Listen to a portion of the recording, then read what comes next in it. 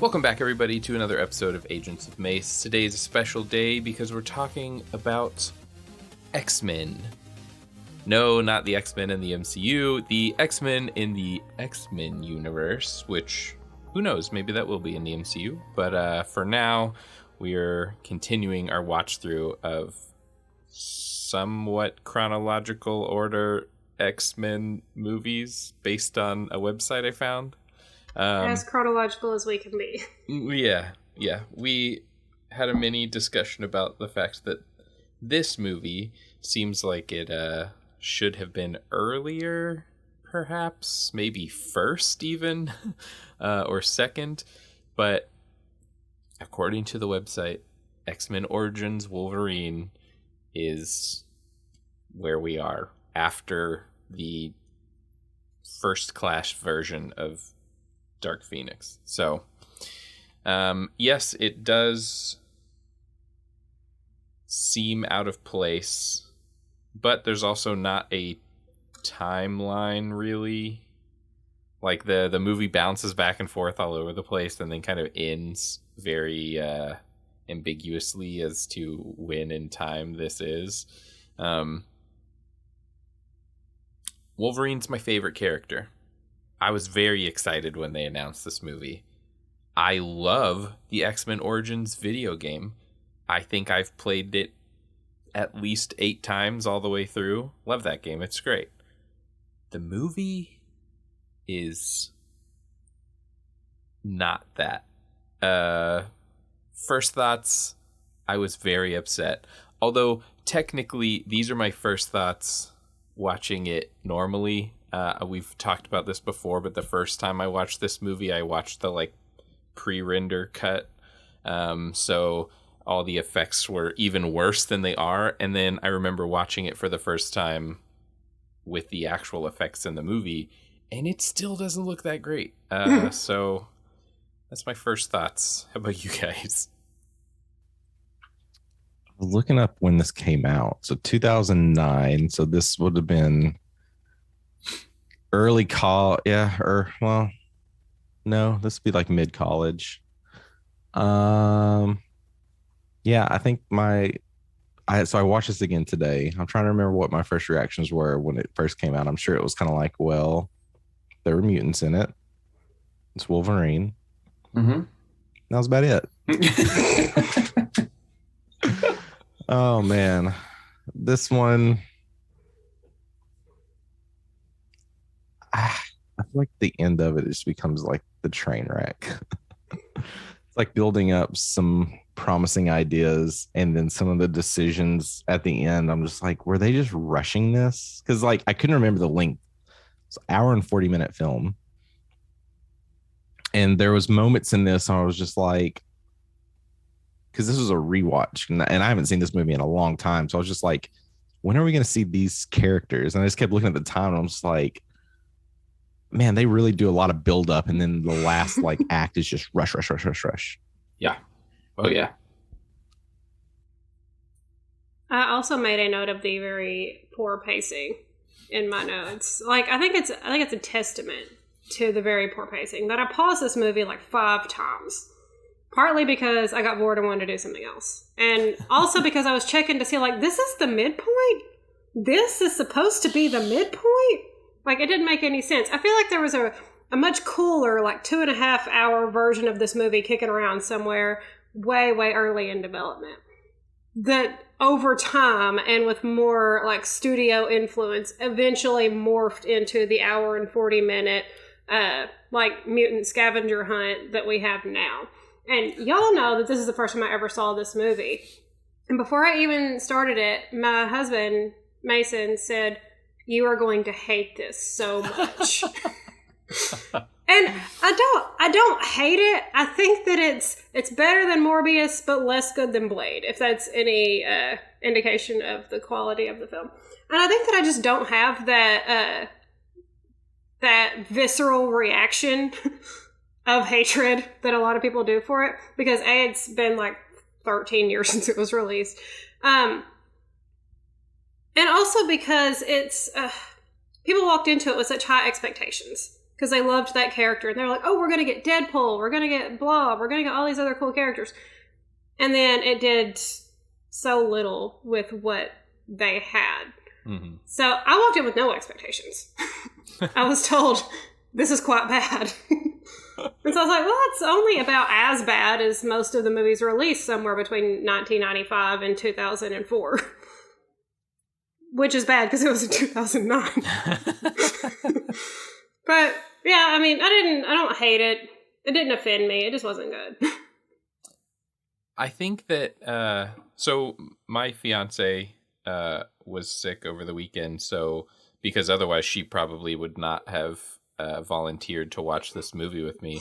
But she kind of had to. So we watched it together, and she made a comment at least 4 or 5 times while watching it about how it just didn't make sense. Like, there were so many things that were just convenient for convenience sake to push the story along, but like rules that the movie made that then broke pretty quickly. And the more I sat and thought about it, the more I was like, I think this movie tried too hard to be a comic book. Like, okay, there's a moment where Wolverine is riding a motorcycle and he sticks his claws in the ground, which somehow slows and then spins the motorcycle around so he can go back the other way. All right. Picture it in a comic. It's probably 3 panels, pretty small. Him pops his claws, him with his claws in the ground, and then another shot of him like whipping the bike around. It looks really cool. In visual effects, live action nonsense, it looks atrocious. It A, doesn't make sense, B, looks horrible, and C, he doesn't turn around quickly. It's no quicker than if he had just stopped and probably turned the motorcycle around and gone the other way. So it's just stuff like that happens a lot in this movie, and it looks bad. It doesn't make sense. But then if you look at it from a view of like, this came right out of a comic book, then you're like, I understand what they were trying to do. None of it worked, but I understand what they were trying to do. I don't want to like ping pong around too much in the movie, but another big moment like this is he's fighting Gambit. Gambit is at the top of a fire escape, and somehow Wolverine is just like swinging wildly, and the fire escape is coming down as he's slashing bits of it. Because that's the scene that's locked in my brain. Like, I can't get over how cringy that was. It's like in a comic book, sure, I could see that working and you passing it off as plausible, but in real life, it just looks horrible. So I don't know. We'll jump in at the top of the movie and break it down as we go, but I think that's the main takeaway for me, at least for this movie, is that they tried to make a comic book into a movie instead of trying to make a movie about comic book characters. So if you haven't seen it, keep that in mind. It starts early on. We get like, I don't know if anyone has read the Wolverine Origins comic. That's where we start with James Howlett as a little kid. Victor Creed is there. I think some of the things are a little bit adjusted for this movie because I don't remember Victor's dad being Wolverine's dad. Like I don't remember all that from the comic. Maybe that is what happened and I just don't remember. I don't even remember that from the first time I watched this. Like rewatching, I'm just like, are we watching Morbius again? Like what's going on? Yeah, it's just like kids. Then you get the whole like running montage. I'm like, wait, am I watching Thor now? Like I just all these little like references to what's referencing what, and it's redoing things. It is funny. I had a moment where I was like, man, they retconned this so fast when they made the second Wolverine movie, because that movie literally starts with him in a prison camp in World War II in Japan. Mm-hmm. And seemingly in this movie, he was on the European front in the fight with Victor. So how did he end up over there? I mean, it was a long war. Maybe he jumped around, but I don't know. I was like, well, that doesn't make sense. And then he and Victor are like always together. So are we supposed to think that Victor was in that prison camp too? Or I don't know. I see what they're trying to do. They're trying to like show us this relationship that he and Victor have, but I feel like that relationship is a lot more one-sided in the comics than it appears to be in this movie, where it's like Wolverine and Victor are working together. In the comics, it's more like Victor's obsessed with Wolverine and Wolverine's like, stop killing all my wives and leave me alone. So I don't know. I see what they were trying to do, but also it was too bad. Victor's like weird hops. Oh, go ahead. I was just going to say, the opening sequence is one of the very few genuinely cool parts of this movie, where it's just going through time and showing them how they change and they fight side by side like brothers. And I was like, okay, this is pretty cool. And Mason's like, don't let this mislead you. Yeah, it would be. I think it would be cool if they made like why is Sabretooth like a wolf? Like, why does he run on all fours and like bounce off the walls and swing from stuff? Like, what is that? Just make him run like a normal person. Wolverine doesn't do all that stuff. Right. Why? I definitely want to get into casting eventually, because there's just a lot of interesting choices. But why couldn't, I wonder if they try to get Taylor Maine to come back and play Sabretooth again. I don't know. I think that they were see, that's the thing. It's like they were trying to cast a movie that isn't a comic book movie, because if you think about Sabretooth in X-Men, which will be our next movie, so we get to see it in all its glory, it is like right out of the comic books. Like, he is covered in hair, head to toe, like straight out. It's what I remember from like the animated series. Yeah. It's like, yeah, like that stuff gave me like the cool vibes. Like, all right, they know what they're doing. Like, let's. So this was like they wanted it to be more gritty and real, and then immediately threw all that out the window by doing like crazy wild effects and all these crazy CG shots and colors and stuff that are just like, what is this? What am I watching? They wanted to push the whole like relationship brother-esque vibes, right? Because it's like they just make them look like they've got the same facial hair and trying. It seems like they're trying to layer in like, I don't even know, like, do they have the same father? Like, you know, are they actually related? You know, pushing. This kind of goes to, it's like, you know, are you wanting this to be like comic book movie, or are you trying to like alter so many things and get the people thinking outside of the comic stories and do other things? Which would be fine if they just decided on one of those two things. But you look at like how these release in order, like we'll get into a lot more of this, that kind of alters everything that we've already seen. Right. Yeah, it alters everything we've already seen, and it almost seems like they were like, hey, well, Hugh Jackman as Wolverine is like the only thing people like apart from like Ian and Patrick. So what we're going to do is we're just going to do a Wolverine universe. And like none of the movies make sense with anything that we've shown you, except for like the base comic book knowledge of Wolverine heals, he has claws, they're adamantium, why they're adamantium, and that he loves Jean. Like, those are the only things that we care about anymore. Everything else doesn't matter. And it's so weird because they spent so much time building the X-Men universe with those first three movies that, like, why retcon all that stuff for a spin-off series that, granted, I mean, I enjoy Wolverine 2 and Logan, but this movie just, it's rough. Do we know, I just want to stick with like that idea, the idea of X-Men Origins.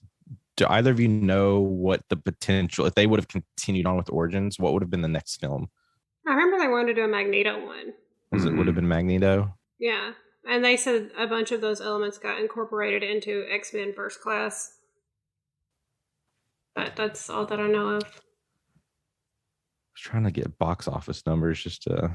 Okay, so the budget was estimated at 150 million. Where'd it go? Where is that 150 million opening weekend was 85 million. The gross in the US and Canada was right under 180 million, and gross worldwide was 373 million. That's rough. I mean, it doesn't surprise me though. Like, if I had gone to, as much as I wanted to at the time, I was dead set on going to see it in theaters. I never got the chance. I think I would have been upset. Like, they took my favorite character and they made it this weird nonsense story that like retconned everything that we've already seen, but for no real reason. And then just kind of ends in a way that you're like, what the hell was that? Like, you didn't explain anything. You just made up a bunch of stuff. You shoved a bunch of characters in our face and then disappeared. Like,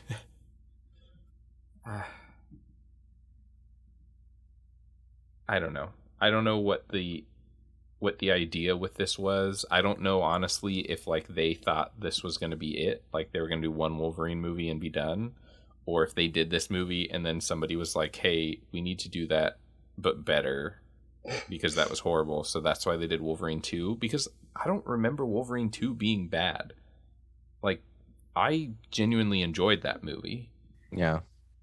So I don't know what this was. I don't know what happened here. I had forgotten that the Wolverine existed until I was trying to look at stuff for this movie and accidentally clicked on that one. And I was like, oh, yeah, there's, okay. Yeah. Yeah. And as James saying, did Mangold do, who did this one? Let me look, because it was a guy I'd never heard of. Yeah. Yeah. So Origins was Gavin Hood, but James Mangold did the Wolverine. Well, and I think a big factor for this movie not looking good, at least, was like you can very, very much tell that this was all shot indoors on a soundstage. Like even the few times where they're like out in a field, it's like, yeah, that looks like a really fake field. It looks like a bunch of, turf grass and then a big blue screen behind it that they threw some mountains on. Like, why? What? Stock footage of Canada. Yes, like they didn't have money to go outside and shoot. They had $150 million. What, like? And they shot this in New Zealand. Yeah. Yes. I was so surprised. Just go outside, and there's so many great locations, and instead it was like all in a soundstage, and it just doesn't look good. None of it ever looks good. Oh, it's so sad. We do get to see the version of Stryker that seems to be somewhat like in between the version that we see in the First Class movies and the version that we see in the X-Men movies.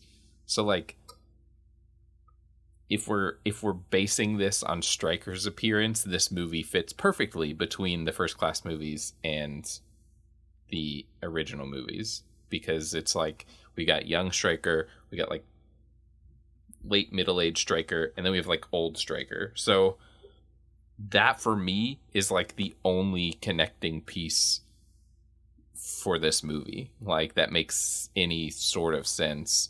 But then, in X-Men 1 we get the whole backstory of Wolverine getting the adamantium again, and then that's the whole like plot basically of X2 is him going to find Reich or whatever, where he got injected with everything, and find Stryker. So that's like a big plot point of that movie, and I feel like it's weird that we're revisiting it. Yeah. But still not in as good a way as they did with a movie that wasn't even about Wolverine.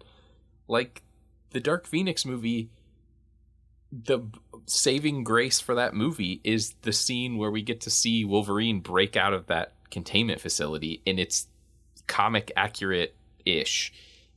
And it's scary, and you're like, oh my god, Wolverine's like a monster. Like, that's awesome. Why couldn't we do that? Why did we get, like... I mean, yeah, it's... My fiance pointed out, she was like, there's that scene that you see, like, whenever you see anything about X-Men, it's the shot of Hugh Jackman, like, rah, like, ripping out of all the cords and stuff. Mm-hmm. I don't think if I mean, granted, I have weird memories of this movie from watching the bad version of it, but I think if I didn't have those, that would be the only thing that I could point and be like, oh yeah, that's from that movie. There's nothing memorable going on. Not the let me stand and look at myself in the mirror and look at my shiny new claws that look. Oh yeah, and they look horrible, which seems like they covered up a practical effect. Like, it seems like he's holding on to those claw things that he uses for every other movie, so I don't know why we're pretending he didn't have them for this movie. And then they covered him up with chunky plastic-looking claws. Mm-hmm. And then what's he doing? He's, like, clinking them together? Like, why would you do that? If I grew claws all of a sudden, I wouldn't, like, tap them together and see what happened. Yeah. I just remember when this moment was like in the, I think one of the trailers, maybe the final trailer or the initial teaser trailer, but just how like off it looked from the X-Men films. And that was like the initial reaction everyone had, like, whoa, why did they change? Like, why are they, I just remember seeing it in theater, it was just off, right? Not what you're used to. It's like, why would they change? They're fine. Well, and in all the movies, they're a practical effect. He's literally just like holding a thing that goes in his palm, and then the metal claws come up and hook, so they look like they're coming out. Why would you change that and CG it? Like, it's never gonna look good, and it doesn't look good. I mean, granted, like I said, when I saw it, they were gray, not silver, but they didn't look any different. It literally looks like all they were missing was the color. So that's really depressing. It's the budget. It's that budget. Yeah, only $150 million. I know. Now I want to see I want to see what the budget for X-Men was now, just to like. You should see what the budget for Logan was. Right. I mean, so budget. Okay, the budget for X-Men was $75 million. And that movie looks great. Yeah. I wonder how much difference there was between what they initially paid Hugh Jackman versus what they ended up paying Hugh Jackman. It's also true. So a big chunk of that $150 million might be just making sure that he and Liev Schreiber are being paid their asking price. True.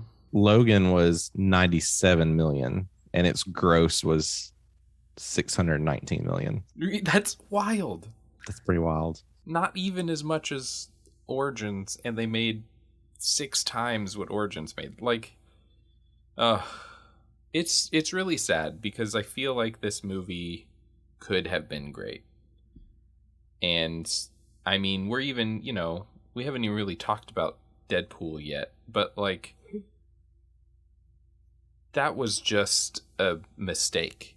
Like, I don't know who decided that they were going to take a bunch of mutants' powers and give them to Deadpool, and that's why they were going to call him Deadpool.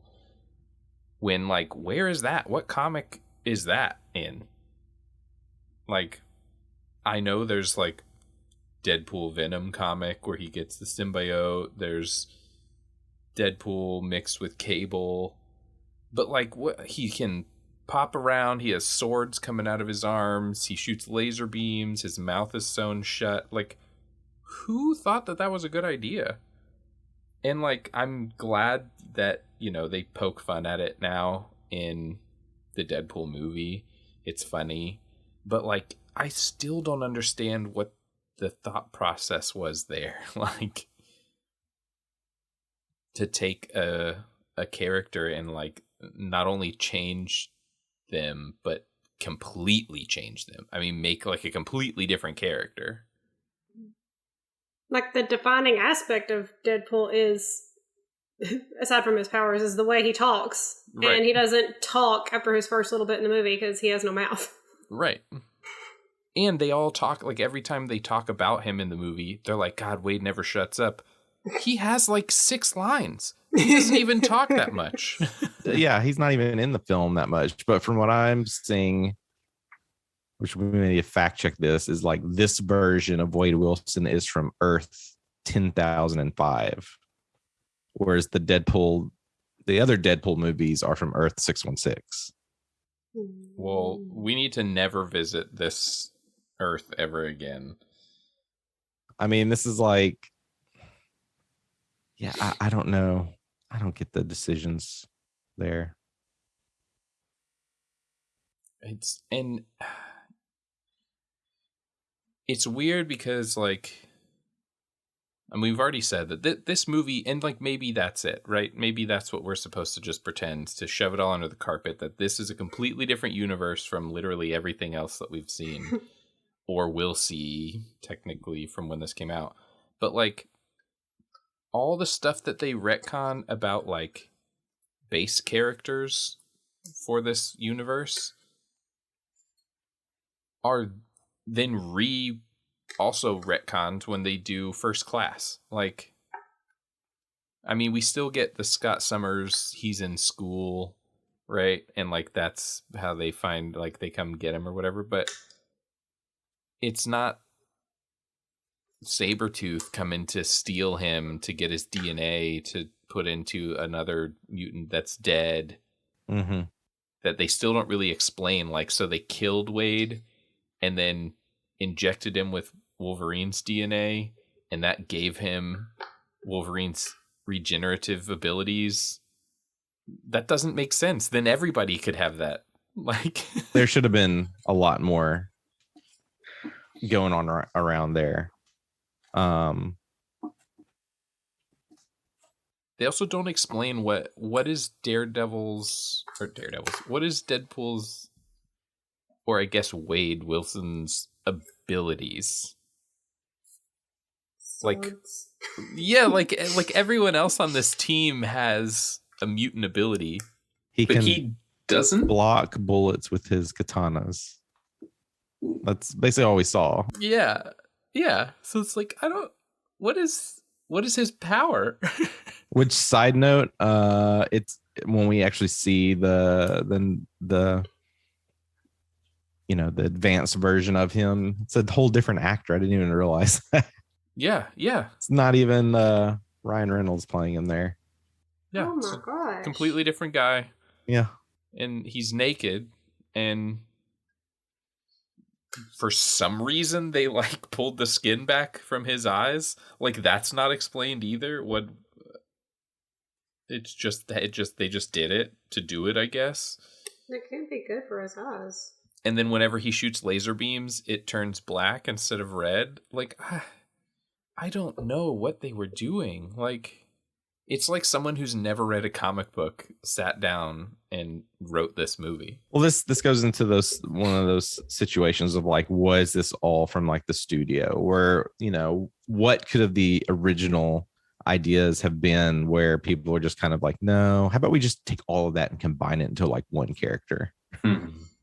Or, you know, I was reading that they were planning a solo Deadpool movie, and then they were like, "No, that's stupid. Let's just throw all of our Deadpool stuff into this Wolverine property and see what we can do." I can't imagine what that movie would have been like if it was this Deadpool.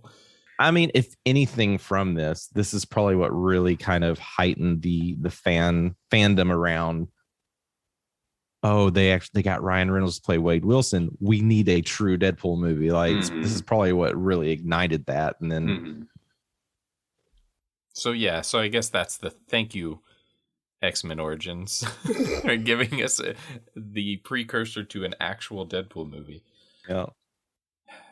I don't know. We can just kind of talk about, what were your favorite moments from this movie, so that we can, we'll shine a little bit of light on the good parts of it. I think for me, I love getting to see mutant, like just powers, like a bunch of powers.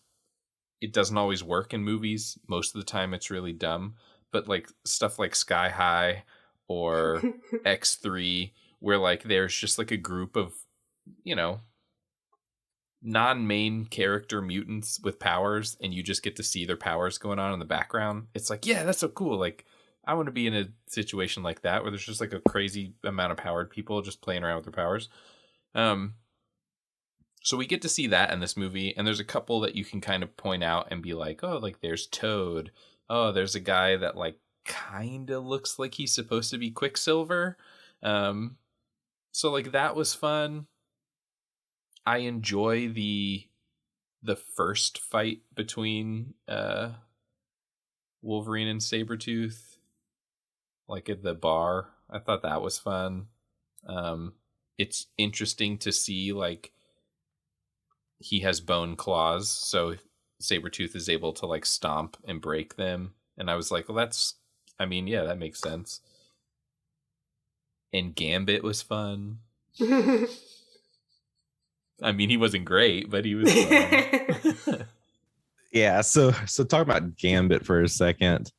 I could not remember who the actor that played Gambit. Taylor Kitsch. Rewatching this, yeah. And even still, like, I was like, who is this guy? I had to look him up. I was like, oh yeah, he's been in a lot of stuff. No. I thought when we first were introduced to him, he was cool. He was very Gambit, minus the like super heavy Cajun accent, but like that's fine. We don't need that. He was cool. And then it turned into this like weird Gambit where he was like cool guy Gambit, and his powers were like not really explained. Mm-hmm. And then they also kind of didn't make sense sometimes, like when he saves Wolverine from getting crushed by saves is a loose term, right? Like he would have survived it, but getting crushed by the piece of the silo, like he touches the silo with his cane and it immediately explodes. And it's like, well, that's not how his power works. Like, I mean, granted, I'm expecting a lot of this movie that was made in 2009 and got nothing right. So I don't know, but I thought the card tricks that he was doing was cool. And like with the first time that he ignites a card and throws it, I was like, yeah, Gambit. Oh, Gambit's so cool. But like his Kingpin cane was dumb. Like, I don't know. I need to rewatch the animated series just because I cannot remember like just Gambit's vibe. It's been a minute since I've, at the time that I saw this, yeah, I was probably like super hyped to see Gambit and thought it was super cool. And the second time around, I was just kind of like I said earlier, I was like, who is this guy? Like, where is he at these days? Like, I just couldn't find the name or picture him in anything else. And yeah, I need to revisit Gambit just to get refamiliarize myself with that character. He's a bit of a creep. Yeah. But I don't know. I always thought his powers are cool. Yeah, I thought he had pretty cool powers. So I don't know. Whatever happened to the Gambit movie we were supposed to get? I feel like that was circulating for years. They were like, Channing Tatum's Gambit. Oh, See, they're okay, gonna yeah, shoot this exactly. Gambit Yeah, movie with Channing Tatum. So much like the fandom of like getting Channing Tatum to be Gambit. Why didn't that happen? Why didn't it happen? But also, where did it come from? Yeah, it was just like randomly all of a sudden everyone was like, Channing Tatum's been cast to play Gambit. I was like, in what? There's a Gambit movie? That's weird. All right. Yeah. And then it's been 5 years, I think, since I heard that. Like, where's that movie? But I've still seen like some fan art around it. That's pretty cool. Which, I mean, I still have not seen it yet. But one of the things that was ruined for me was that John Krasinski is Mr. Fantastic and Doctor Strange. Mm-hmm. That had been circulating for years as well. So, like, are we going to get some weird Illuminati version of the X-Men with Channing Tatum as Gambit in the future just to, like, shut everybody up and be like, yeah, here's Channing Tatum Gambit. But then we're never going to see him again? I genuinely wonder what has made them, like, cast Channing Tatum and want Channing Tatum in that role, unless it's just because he's from the South. Is that they had one check mark and they are all right, well, we got him. Maybe, but if you look at some of the fan art, he does look like it's, it just kind of makes sense. He does, but I feel like they like, I've seen the fan art of what's his name? Harry Potter. Isn't that who they think Daniel is? Radcliffe? Yeah, Daniel Radcliffe. I've seen fan art of Daniel Radcliffe as Wolverine, and like, yeah, you at first glance you're like, yeah, that looks just like Wolverine, and then the more you look at it, the more you're like, well, that's also like a weird altered version of Daniel Radcliffe. That's not what he looks like. So I don't know. I agree. I think that if they put some effort into it, they could cast somebody that we don't even know. That would be a really great Gambit. But I feel like now that there's been so much talk of Channing Tatum as Gambit, they're going to have to do it at some point, whether it's like he is Gambit or he is a multiverse version of Gambit or clone of Gambit or something. Poor Taylor Kitsch just can't catch a break. He's not even getting the Gambit movie. No. So there was a Josh Zedumer wrote a script for Gambit, but it was never produced. But they were eyeing at Channing Tatum to be the star in it. I mean, I'll watch it. Like, I think it would be cool. When Disney got the rights to everything, they canceled it in May 2019. Well, that doesn't surprise me. That's Disney watching their back. I mean, they can go back and I would expect we're going to see a cool Gambit in the future. Mm-hmm. I could easily see that being a series, like a Disney Plus series, where instead of giving him his own movie, because we haven't even heard how they're going to introduce X-Men into the universe. So I'm still stuck on this. Apparently, Channing Tatum was at San Diego Comic-Con promoting Gambit, that he was going to be in it. This year? 2015. Or last year? Oh, 2015. Yeah, so like, I could see why Disney canceled it, because they have their vision of what is going to happen in the Marvel Universe. And so maybe they're trying to figure out how to fit it in. But I could definitely see it being a series instead of a movie, which, like, hey, that could be cool. I don't really know Gambit's origin story, if there is one. I just know of him from like the comic or the cartoon and a couple X-Men comics, and then from this, which, like, don't put all your eggs in this basket. Yeah, going back to, sorry, I keep bouncing us back and forth. Like how X-Men would be. I mean, could they get Patrick Stewart again to bring in the X-Men in the MCU? I don't know. I think if they got Ian or Patrick to reprise their roles, it would have to be like a torch passing role. Like, I don't, they're definitely not going to stick around and do this for more than like a cameo in a movie. Yeah.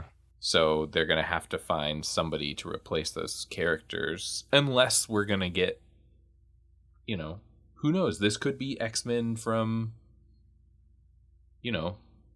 later X-Men, where like it's not Xavier's school, it's now Jean Grey's school for the gifted, and we're getting like a later version of all these characters, and we're going to start getting more like the new wave of X-Men. I don't know that people would be super jazzed about that, but it's also kind of late to shoehorn that in, you know? I wonder if we could fact check or find like why in Origins did they choose to have Xavier standing versus in a wheelchair or just in his, you know? I think because they didn't know what they were going to do next. So they were probably like, yeah, this is just early, right? This is earlier, so he stands. And it's like, and then immediately they made First Class and were like, no. He hasn't been standing since like long before he lost his hair. Like 1960s. Right. So, I don't know. His face was also creepy CGI. Yeah. Oh my gosh, that whole scene was horrible. He looked like Mr. Clean. It was terrifying. It looked like if you watch that scene, just that one scene of the kids running out to the helicopter, it literally looks like they are all jogging in place, and they have like somehow forced perspective to make it look like they're running to the helicopter. It looks so bad. The end of like you said, I mean, the first 15-20 minutes of the movie, while slow, is okay. It's fine. You're in it. You're kind of semi-interested in what's happening.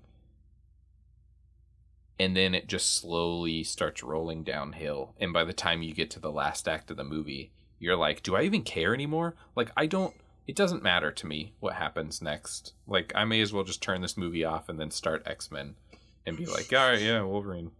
That's the struggle. I agree. Because you already know characters that survive, and it becomes like, let me just get to the next one. And that's the thing, is like they introduced too many mainstream characters for you to think that anything bad was going to happen to them.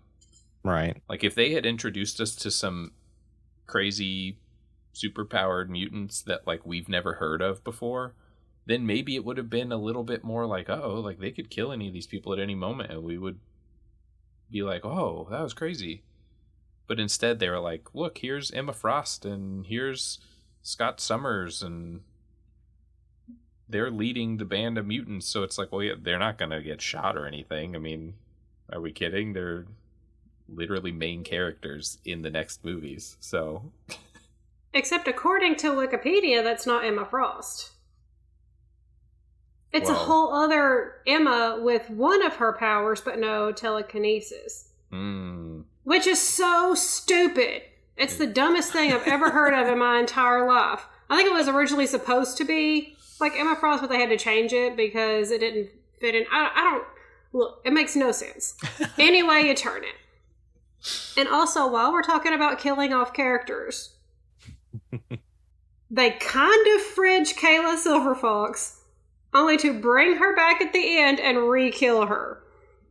Yeah. And that whole character was so annoying because she was just there to be like his girlfriend and a secret mutant. And also they cast a blue-eyed white lady to play a First Nations woman, and it was just like, what is this? And the huge reveal, the fact that she has a power as long as she's touching you, is like so foreshadowed in the scene where they're on the bridge that it's like, you don't even have to know who that character is to know, like, oh, she has like persuasive powers and she has to touch you. Like, I remember watching it like this weekend, and we got to that scene, and like, well, yes, I've seen the movie before and I know she has powers. It was like, oh, that's right, she has powers. Like, you can tell immediately. And so at the end, when they're like, oh, she has powers, and Wolverine's like, oh, you have power. It's like, yeah, idiot. Like, were you not paying attention? Like, also, for this to work at all, it means that when he found her dead in the field, he just left her there. He didn't like have a funeral or anything. He just like left her and he's like, all right, I'm up to get revenge. And just like just jogging towards, oh my gosh. And also didn't look at her. No. Like when it shows Sabretooth literally just like rip open a bag of blood and pour it on her. And when he comes up to her, he's like, "Oh, she's dead." And it's like, you didn't look to see, like, did she get stabbed or anything? Check her pulse a couple of times, look in the air and scream. And Take her to the doctor? And then just left her there. Yeah, ran away. Ah, so stupid. His coworkers, you know, they could tell something's bothering him, but they don't even like want to follow him to see what's going on. Yeah, they're just like, "Hey, Logan," and then we never see them again. And he's know, dead. there's so much lack of that other, you know, part of X-Men within this. It's like, do his coworkers know that he's a mutant? Are they okay with it? Is this still clearly there's tons of mutants. We don't get any of that sense of like people are terrified of mutants or there's people that are pro mutant. Yeah. Like we don't get any of that within this. The only person that we get any hint that they don't like mutants is Stryker. But the other general seems to know that he's like, "Hey man, like we're going to take you off this because you're too close to this because your son's a mutant." So it's like, yeah, clearly everyone knows about mutants and no one really seems to have a problem with them. Which is another, like, it doesn't make sense because you've already set up this universe that people are afraid of mutants. That's literally what the first 3 X-Men movies are about, is that people are afraid of mutants. So to then have this movie where, like, yeah, that's not even a part of the movie. Gambit's sitting there in a crowded gambling hall flipping cards around, clearly magically. I mean, like, no one's looking at that and thinking it's real. So it's like, what? Does nobody? I guess nobody cares. I think this movie tried too hard. It clearly missed. But like Hugh Jackman is giving it everything he's got. Like he never ever phones it in any movie ever. But even like this, whenever his dialogue is pretty trash, the story is stupid and cliched and predictable, and also again the pacing is just horrendous. He's doing it. He's doing what he's showing up to do every single day. Mm-hmm. Wow, just snaps for Hugh Jackman. Yeah. I mean, he's definitely, it's going to be hard to replace Hugh Jackman as Wolverine. I mean, I'd say that's another win from this, is grateful that he stuck with this character. Mm-hmm. At one point I thought he had owned the rights to the character, but I don't think he ever did. I don't know. I could see it. I mean, he did basically hang on to this character for 3, 4, 5, 6, 7, 8, 9 movies, because he's in First Class and Second Class and Third Class. Like he's in every X-Men movie. And the fact that like he's constantly referenced in Deadpool as the fact that he's Wolverine. So it's like, realistically, it's 11 movies that he's been Wolverine in. I mean, yeah, this for me, this will be till my end days. He's always going to be Wolverine. Mm-hmm. Mm-hmm. Patrick Stewart's always going to be Professor X. Mm-hmm. Like. And somebody on this movie had the good foresight to cast Ryan Reynolds as Deadpool. Yes, yeah. And now forever Ryan Reynolds is Deadpool. And yeah, Ryan Reynolds will always be Deadpool, 100%. Luckily, not the other guy. That's going to be the day that the internet explodes, implodes, whatever, will be when we finally get a Deadpool movie with Hugh Jackman's Wolverine in it. Oh yeah. I mean, I'm surprised that I know that they're working on like the Disney Deadpool movie. I don't think that it's not even slated yet, but like we all know that it's gonna come eventually. And if Hugh Jackman doesn't show up in that movie, even as himself as a cameo, like I don't know what we're doing. I mean, they got Chris Evans to show up in Free Guy for a 2-second Captain America joke. Like, surely Ryan Reynolds could get Hugh Jackman to pop off. And again, at this point, it doesn't have to be about money. You guys have money. Just Yeah. do All of it. Yeah, you guys are Just do it. you're best friends. Just be friends in a movie together. Right. I mean, because this is one of those moments of like, if we would have gotten the Donald Glover animated series, would we have gotten like Hugh Jackman to voice Wolverine in it? Mm-hmm. I mean, 100%. Well, although I don't know, because I think there is a Wolverine voice actor, and I think he's done Wolverine for like the past, like all the newer animated series and the games and stuff like that. Like, I don't even think Hugh Jackman voices Wolverine in the X-Men Origins game. And But he does. Is this voice actor, do we know if he's coming in for the upcoming Wolverine game? I do remember reading that for the X-Men 1997 series that they got the original voice cast back. Mm-hmm. Yeah, a lot. The majority of them, right? Or did they get all of them, or at least all the ones that are still living? I mean, what I saw suggested that everybody who was around is in the new show. I could be wrong, and it could change. I mean, it's in production right now, but Steve Blum. Oh, that makes sense. The most likely candidate for Wolverine's voice actor in Insomniac's Wolverine is Steve Blum. He's been Logan's voice across multiple productions. He's played Wolverine in X-Men Legends, Legends 2, Marvel Ultimate Alliance, Spider-Man Web of Shadows, Wolverine and the X-Men, Hulk versus, like, Wolverine. the list goes. Yeah, I'm looking at the same list. It just never ends. The X-Men, Marvel anime, Deadpool, Ultimate Spider-Man, like. And the newest one, the Marvel Ultimate Alliance, the Black Border. So that doesn't surprise me. I don't think that Hugh Jackman, although it says he did do Wolverine in the X-Men. Oh, that was the X-Men game. So yeah, he didn't even do it for the Wolverine game.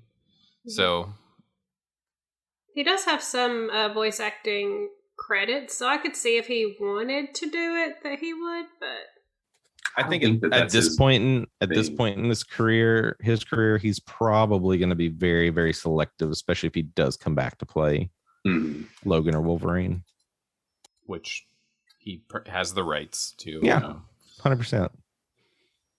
So Ryan Reynolds backs him into a corner, and he just say no. Just guerrilla filming. Ryan Reynolds shows up at his house in a Deadpool outfit. With his adorable children, and it's like, okay, tell them you're not going to be Wolverine anymore. Like, Ryan Reynolds needs to like do something where like calls up his wife and like, hey, we need to schedule like a play date so I can borrow you guys. All right. Well, we're gonna rate it. Yeah. Before we leave you all, we will give our ratings for X-Men Origins Wolverine. I'm gonna give it 1 out of 6 Wolverine claws. I think it's fun enough to watch if you've never seen it, as long as you go into it knowing you're about to watch a not great movie. But it's definitely not, even for a character that I love, it's not on a list of like must-sees. So that's my rating this time. I think I would go 1 completely extended claw with 1 halfway extended claw.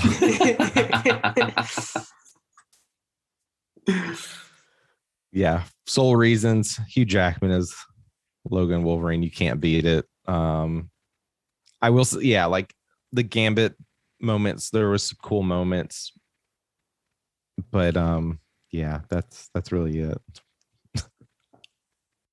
I think I will give it 2 avocados out of 5. And again, this movie isn't the most horrendously bad, dispiriting thing I've ever seen in my entire life. It's just not very good. It's boring, and I got distracted a lot watching it. Are these pitted avocados? Yes, and the pits are a little bit big, so that's a bummer. And the avocado needs a few more days before you can make guacamole out of it, so It's that situation. But yeah, Hugh Jackman's good. Poor Taylor Kitsch. He needs... I would say that he needs a break, but I think he got a pretty good one when he was in that Waco series. He's better than this movie, too. So, yeah, it's pretty fun to watch. And it was a lot of fun to watch with Mason because we made fun of it together. Especially, I was like, wait, is this saying that the mutants caused the 3 Mile Island incident? And he's like, yes, it is. It's like, gosh, it's so stupid. And very timely because Netflix just put out that 3 Mile Island show. So. Must we leave no historical stone unturned by Netflix or mutants? All right, well, that wraps it up this week for our X-Men continuation. Definitely join us next time we do this, because we'll be watching the original X-Men movie, Yay. Which, as we all know, started all of this, at least for the X-Men. So, good kickoff there. But definitely join us next week for our regular episode because it's finally here. It feels like it's taken forever. It's finally here. We're going to get to watch Miss Marvel and talk about it. So look out for that next week. Anyone have a great one-liner to end our Wolverine Origins episode? You specified great, so I think you set the bar too high. Yeah, I did. Does anyone have what's his one line in like First Class? See you all next week.